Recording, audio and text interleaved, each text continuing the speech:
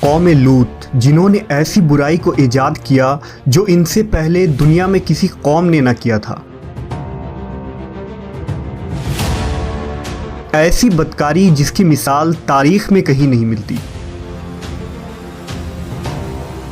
اس قوم نے ایسا کیا کام کیا تھا اور ان کا کیا انجام ہوا؟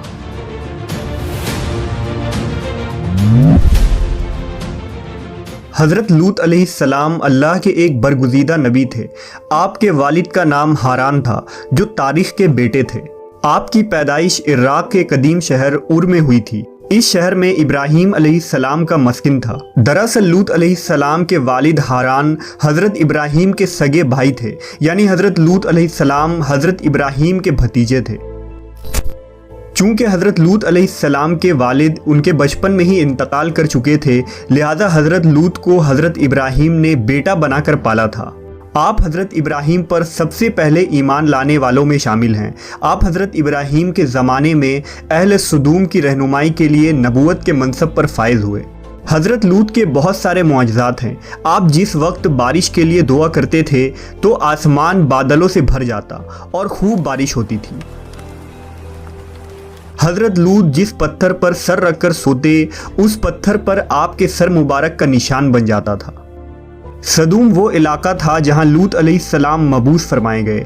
سدوم کے آس پاس 5 نہایت ہی خوبصورت شہر آباد تھے، جن میں سے ہر ایک کی آبادی 1 لاکھ نفوس سے زیادہ ہی تھی۔ یہ علاقے نہایت ہی سرسبز و شاداب اور قدرت کی فیاضی کا حسین شاہکار تھا۔ یہاں باغات کی کثرت تھی، لہلہاتی کھیتیاں یہاں کی ضروریات سے کہیں زیادہ تھی۔ اردن، شام اور اسرائیل کے درمیان بسا ہوا یہ علاقہ نہایت ہی زرخیز تھا۔ وہاں طرح طرح کے اناج، پھل، میوے بکثرت پیدا ہوتے تھے، اور یہی وجہ تھی کہ آس پاس کے بستیوں کے لوگ بھی اپنی معاشی اور غذائی ضرورت کے لیے ان بستیوں کی طرف آتے تھے۔ مگر یہ بات اہل سدوم کے لوگوں کو بالکل بھی پسند نہ تھی۔ ان کے خیال میں ان کی بستیوں میں پیدا ہونے والے پھلوں، اناجوں اور سبزیوں پر صرف ان کا ہی حق تھا۔ وہ نہیں چاہتے تھے کہ دوسری بستیوں کے لوگ ان کے علاقے میں آئیں۔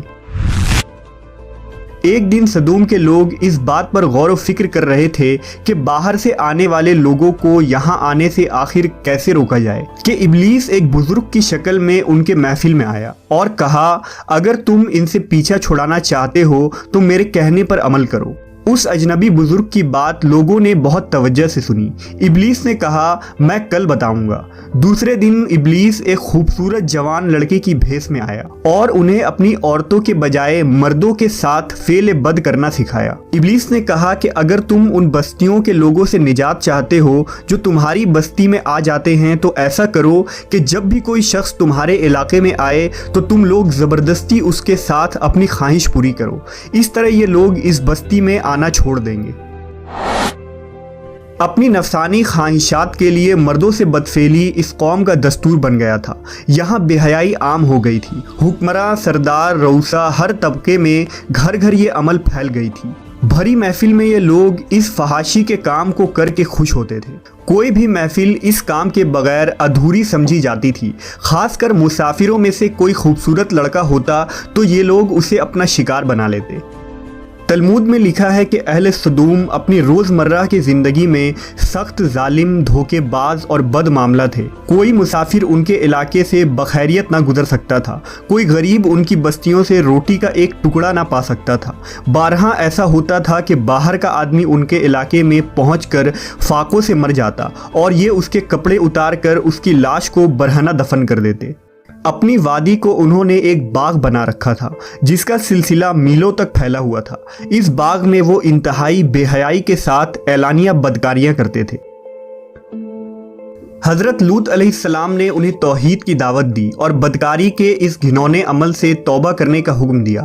حضرت لوط نے کہا، تم بے حیائی کیوں کرتے ہو؟ کیا تم عورتوں کو چھوڑ کر لذت حاصل کرنے کے لیے مرد کی طرف مائل ہوتے ہو؟ حقیقت یہ ہے کہ تم احمق لوگ ہو۔ حضرت لوط اہل سدوم کو دن رات واعظ و نصیحت کیا کرتے، لیکن قوم پر اس کا کوئی اثر نہ ہوا، بلکہ وہ بہت فخریہ انداز میں یہ کام کرتے تھے۔ انہیں حضرت لوط کا سمجھانا بھی برا لگتا تھا، لہٰذا انہوں نے صاف صاف کہہ دیا کہ اگر تم ہمیں اسی طرح برا کہتے رہے اور ہمارے کاموں میں مداخلت کرتے رہے تو ہم تمہیں اپنے شہر سے نکال دیں گے۔ حضرت لوط نے نصیحت و تبلیغ کا سلسلہ جاری رکھا، لہٰذا ایک دن اہل سدوم نے خود ہی عذاب الہی کا مطالبہ کر دیا۔ اللہ تعالیٰ نے اب تک ان کے اس بدترین فحاشی اور بدکاری کے باوجود ڈھیل دے رکھی تھی، لیکن جب انہوں نے حضرت لوط سے ایک دن کہا کہ اگر تم سچے ہو تو ہم پر عذاب لے آؤ، لہٰذا ان پر عذاب الہی کا فیصلہ ہو گیا۔ اللہ نے اپنے خاص فرشتوں کو دنیا کی طرف روانہ کر دیا۔ یہ فرشتے دراصل حضرت جبرائیل، میکائیل اور اسرافیل علیہ السلام تھے۔ پھر یہ فرشتے حضرت لوط علیہ السلام کے گھر تشریف لے آئے۔ حضرت لوط نے جب ان خوبصورت نوعمر لڑکوں کو دیکھا تو سخت گھبراہٹ اور پریشانی میں مبتلا ہو گئے۔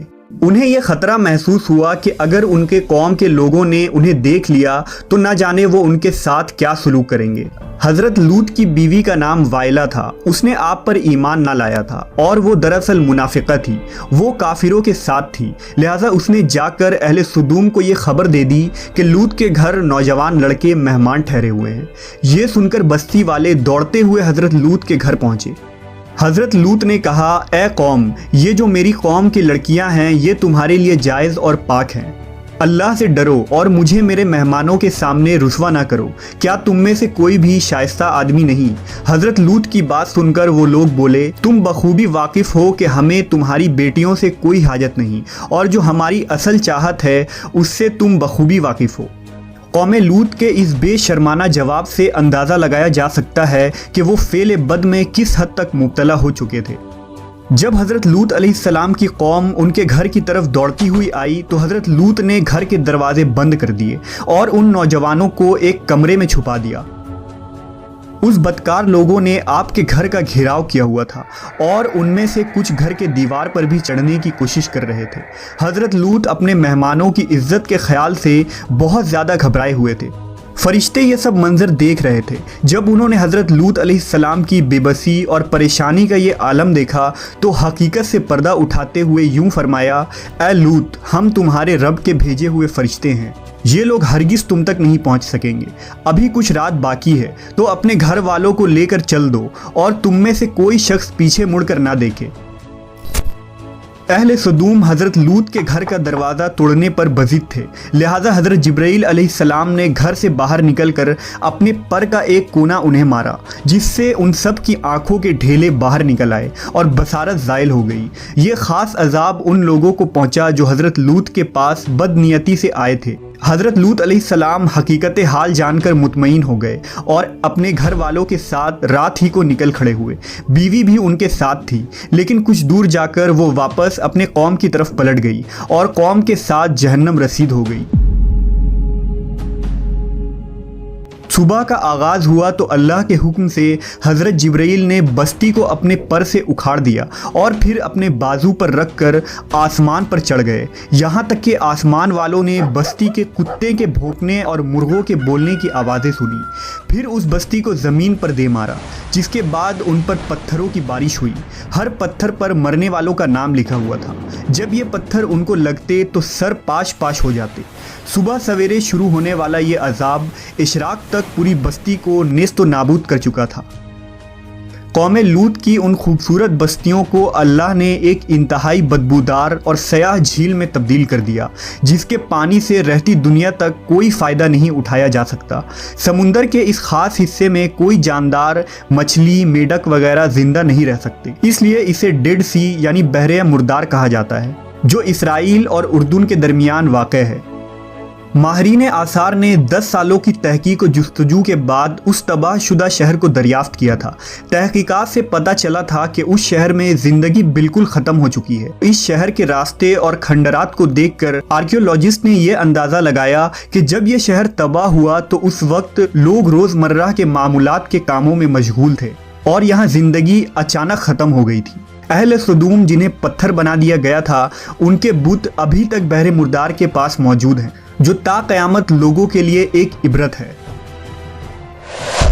آج یورپی ممالک میں انسانی آزادی کے نام پر اس بدکاری کی اجازت دی جاتی ہے اور اس فحش عمل کو فخر سمجھا جاتا ہے، مگر حقیقت یہ ہے کہ ہم جنس پرستی بالکل فطرت کے خلاف ہے، جس سے انسانی معاشرہ تباہ و برباد ہو جاتا ہے۔